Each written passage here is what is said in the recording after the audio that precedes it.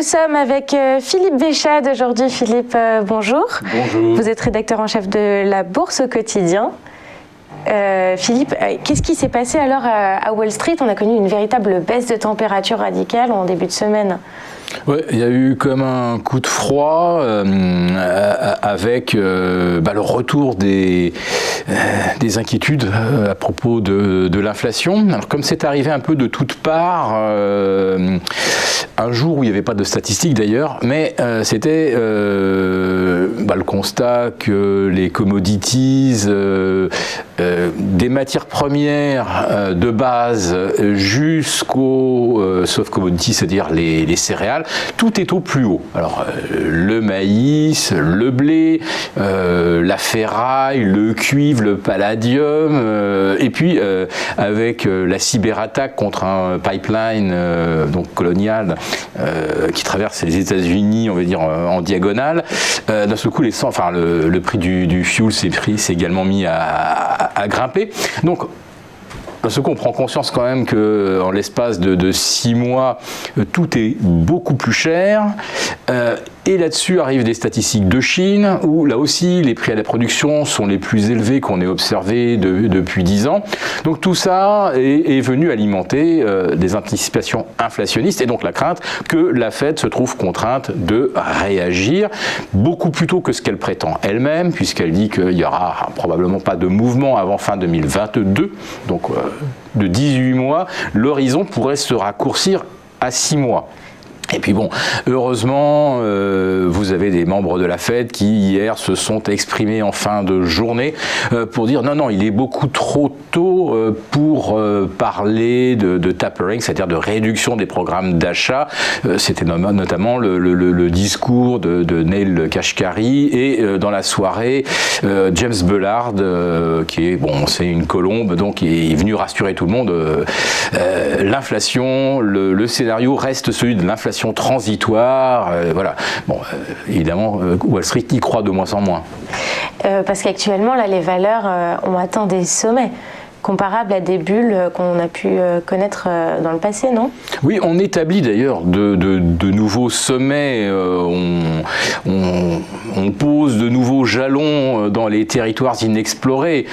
Au niveau valorisation, on est très au-delà de ce qu'on a connu en 1929, très au-delà de ce qu'on a connu en 2007, et on est maintenant également au-delà de ce qu'on a connu en 2000 avec les dot-com, puisqu'aujourd'hui les licornes, les valeurs introduites à Wall Street sont introduites avec des multiples non plus par rapport à des bénéfices anticipés, même de façon lointaine.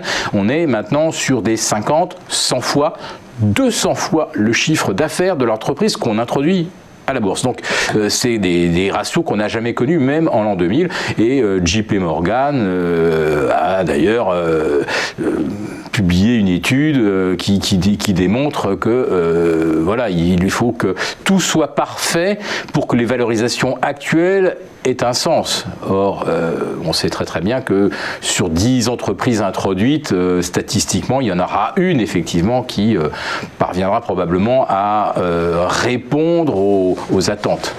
Là, aujourd'hui, on voit que les GAFAM commencent à amortir aussi un petit ralentissement. Est-ce que, après cette crise du Covid, on va connaître des changements structurels ? On est déjà dans les changements structurels.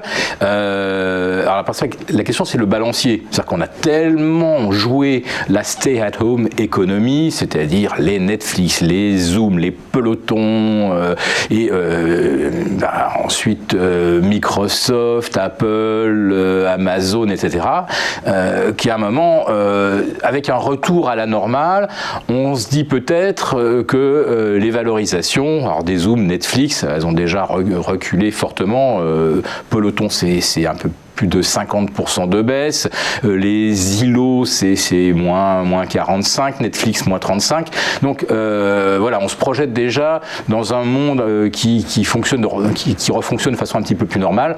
Donc on revient un petit peu on répartit mieux, on va dire, ces risques avec des valeurs maintenant un peu plus value, un peu plus cycliques pour l'année 2021. Donc c'est vrai que les GAFAM, elles ont cessé de pulser à la hausse déjà en début d'année. En fait, la bascule, elle s'est faite autour du 15 février, puisque c'est le 15 février que le Nasdaq atteint un premier sommet à 14 150, et le 29 avril, à l'ouverture, on fait 14 175, enfin bref, on rajoute un pouillème et puis on clôture plus bas et on a un double sommet parfait sur le Nasdaq.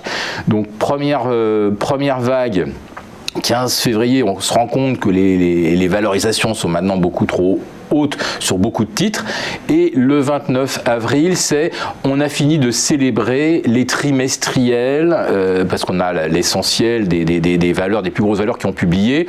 On est à 85% de bonnes surprises, c'est-à-dire qu'on a pulvérisé le ratio habituel de 75% de bonnes surprises, c'est-à-dire de résultats qu'on sous-estime délibérément justement pour pouvoir dire au miracle, c'est meilleur que ce qu'on prévoyait.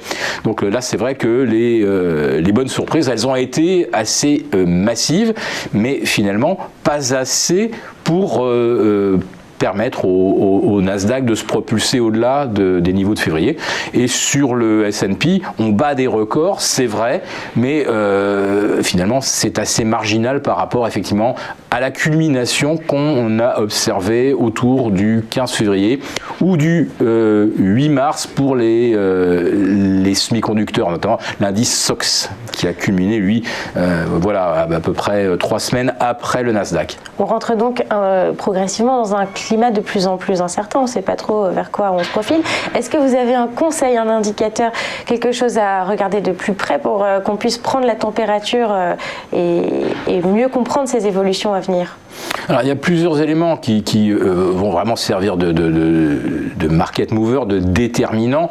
D'abord, est-ce que les taux vont ou non rester sagement en dessous des sommets de l'année 2021, c'est-à-dire est-ce que les T-bonds américains vont finalement rester sous les 1,75 ou avec des anticipations d'inflation de 3 à 3,5%, ça veut dire que là, les taux, ça n'a plus aucun sens. Enfin, le niveau où on paye l'argent n'a aucun sens. C'est d'ailleurs ce que dit Stanley Druckenmiller, qui est un des pas gourou de Wall Street, mais c'est un des gérants dont la vie et les anticipations sont quand même très suivies par Wall Street.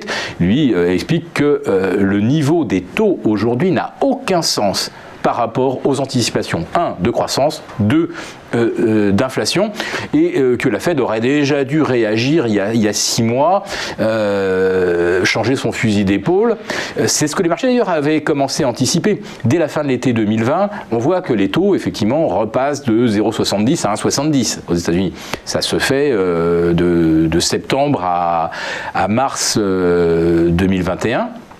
Et en fait, la Fed, elle, continue de s'accrocher à son scénario, effectivement, de l'inflation transitoire. Donc, beaucoup de gens pensent maintenant, des stratèges, que la Fed est vraiment maintenant trop en retard par rapport à l'inflation, dont on est à peu près certain aujourd'hui qu'elle est potentiellement bien au-delà des 3, voire même des 5% d'ici la fin de l'année. Et puis vous avez des gens beaucoup plus optimistes, voire béatement optimistes, comme Jeremy Siegel par exemple. Alors lui c'est un vieux de la vieille.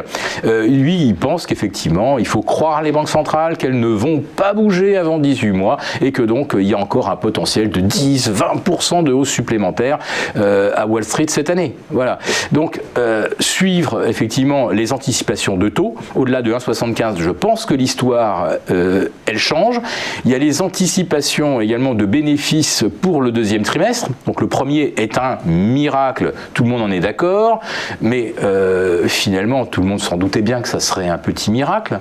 Donc, est-ce que pour le deuxième trimestre, on peut anticiper des résultats aussi brillants?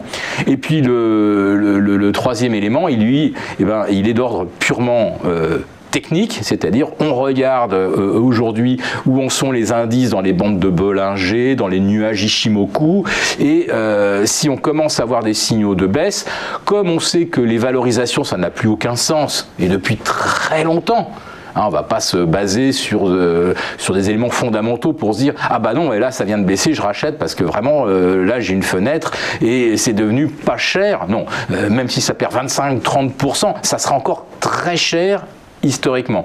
Donc l'analyse technique va aussi entraîner des modifications de stratégie, d'allocation, etc. Et là, on ne raisonne pas, si vous voulez, par rapport à un graphique, par rapport à une rupture, comme je pense on est en train d'en observer une sur le Nasdaq. Donc voilà, là c'est les algos qui vont faire le game, comme on dit. Nous y serons très attentifs. Merci infiniment Philippe pour cette explication de texte. Et puis nous, on se retrouve dans un instant pour un point sur la bourse.